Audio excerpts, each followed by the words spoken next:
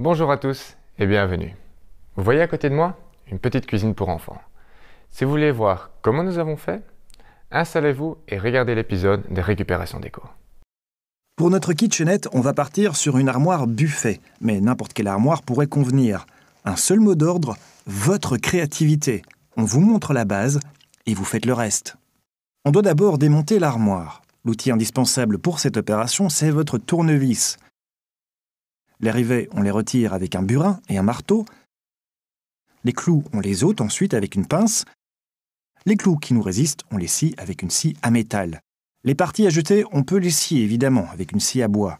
Les bordures, on les travaille ensuite à la râpe et à la lime, et du papier abrasif éliminera les derniers résidus.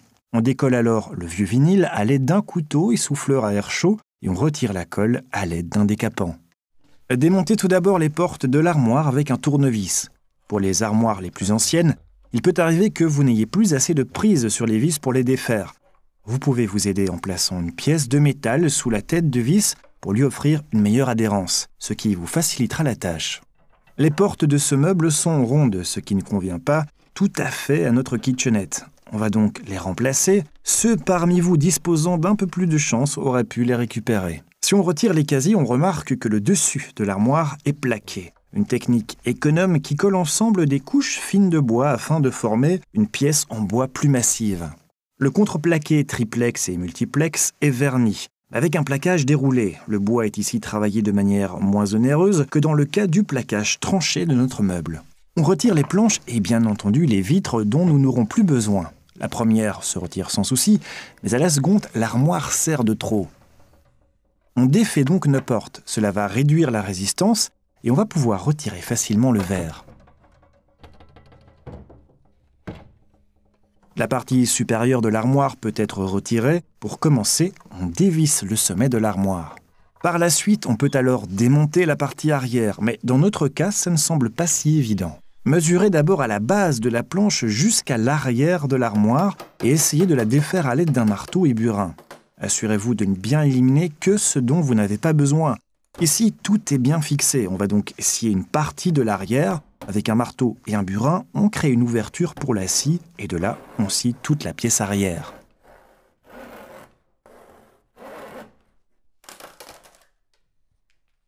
Le sommet repose sur des lattes. On les dévisse entièrement afin de pouvoir retirer le sommet.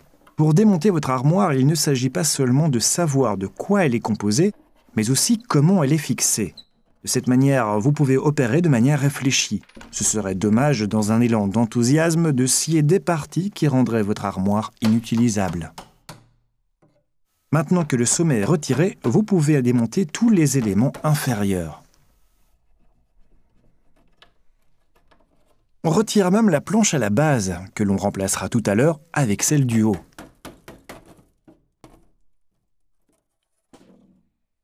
Les clous les plus solides, vous pouvez les scier avec une scie à métal. Avec un marteau en bois, vous pouvez tout défaire. Les clous isolés, vous pouvez les retirer avec une pince. Les résidus de la planche de base, vous pouvez les travailler avec une râpe, ce qui se fait aisément en la maintenant à l'horizontale contre le meuble.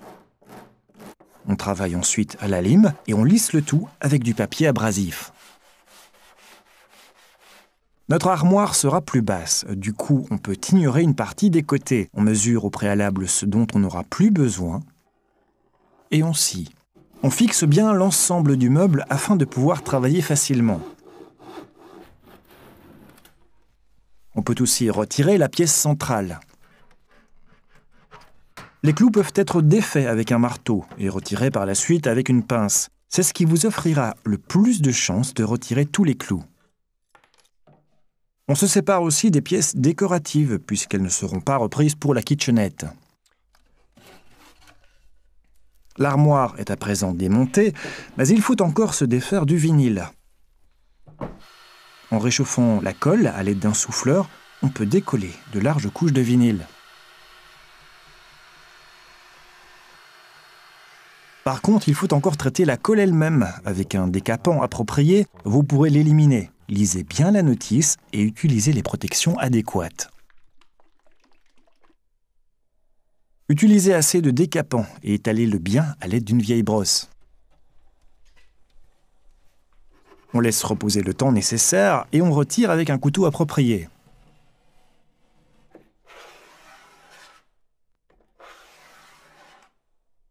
Récupérez le tout sur un journal ou un vieux chiffon que vous emmènerez par la suite à la décharge.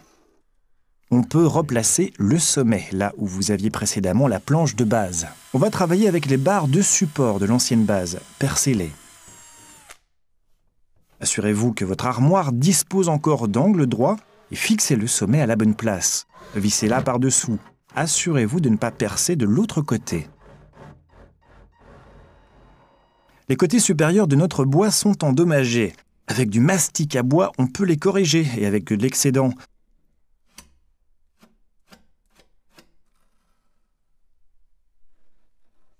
On peut combler les trous, notamment celles des anciennes vis.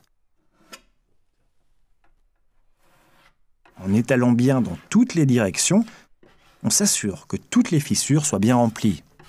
On sait que l'armoire est faite de contreplaqué, ce qui signifie qu'on doit que légèrement la poncer avant de peindre, avec un papier abrasif d'un grain de 240 à 420. Pour être plus efficace, vous pouvez aussi chauffer votre bois au préalable avec le souffleur à air chaud. Vous ne devrez poncer que très légèrement par la suite. Sans oublier vos pièces mastiquées au préalable qu'il fallait poncer.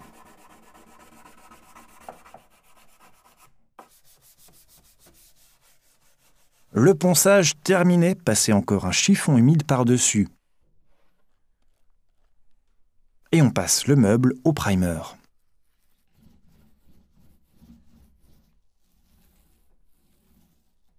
Le temps que cela sèche, on va s'attaquer aux portes. Les vieilles charnières piano des anciennes portes vont être réutilisées. On commence par les défaire. On n'aura pas besoin de celles des petites portes, on les scie sur mesure.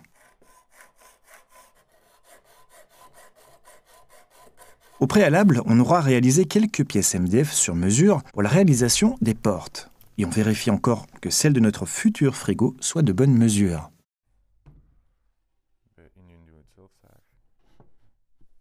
Cette porte aussi reçoit une couche de primer.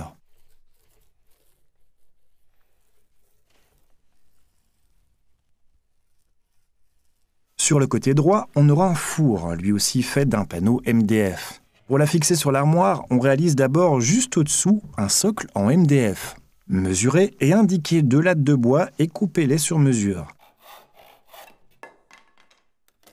Faites pareil avec un morceau de MDF. Poncez les éclats éventuels et fixez ensuite les lattes sur la planche. Vous les percez au préalable afin d'éviter les fissures.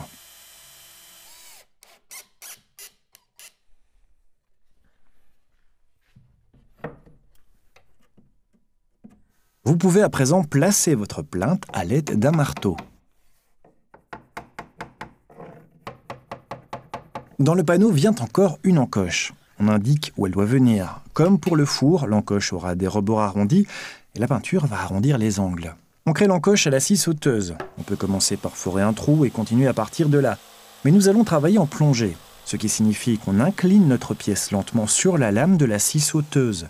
Ce qui est important, c'est de ne pas exercer de pression. Laissez faire la scie sauteuse et assurez juste les limites de coupe.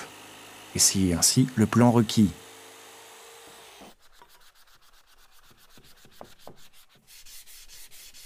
On peint la plaque et le socle avec le primer.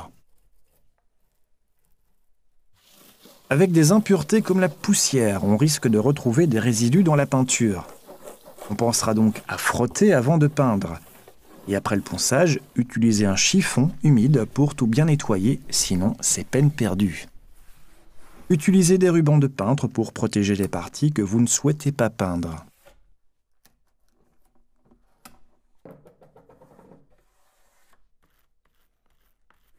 Et on peut peindre les surfaces. Sur ce projet, on peint en bleu les parties supérieures et inférieures.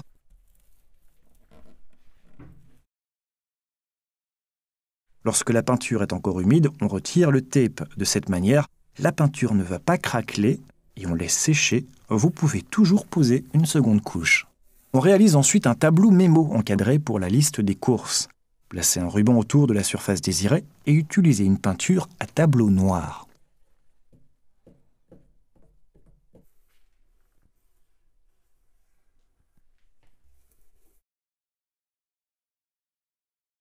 Toutes les parties restantes reçoivent à présent une couleur verte. On n'oublie pas les 2 portes. Placez éventuellement une seconde couche et lorsque tout est sec, on peut monter les portes. Avec les charnières piano, on peut fixer plus facilement les portes. On visse d'abord les charnières aux portes. Et ensuite, on peut attacher les portes à l'armoire. En plaçant la porte sur un morceau de bois ou de plastique, lorsque l'on attache la charnière, on assure que la porte soit tout à l'heure bien serrée.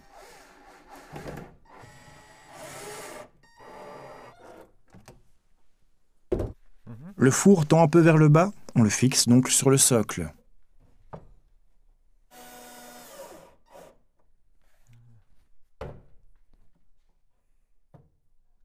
On peut à présent placer les poignées, indiquer d'abord où elles doivent venir.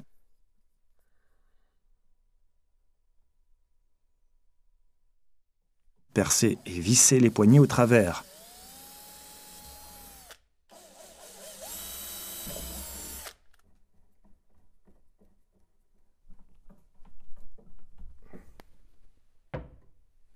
Le frigo reçoit une poignée identique.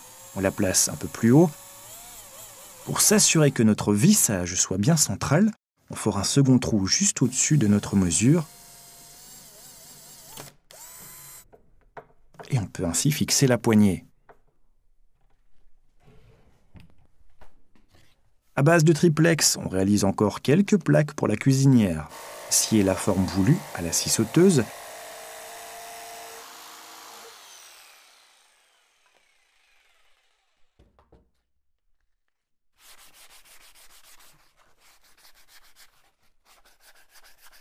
Et casser les bords, peignez le tout en noir.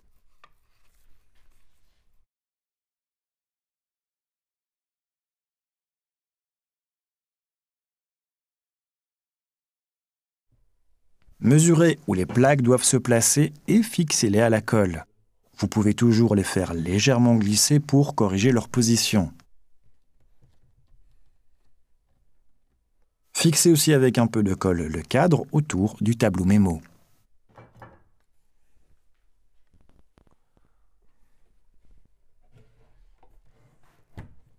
Cet épisode des récupérations déco est terminé. Maintenant, vous savez ce que vous pouvez faire avec vos vieux petits meubles, comme par exemple cette petite cuisine pour enfants. Maintenant, à vous aussi de choisir ce que vous pouvez en faire. Vous pouvez toujours aller sur le site dobit.be et pour vos enfants, amusez-vous bien.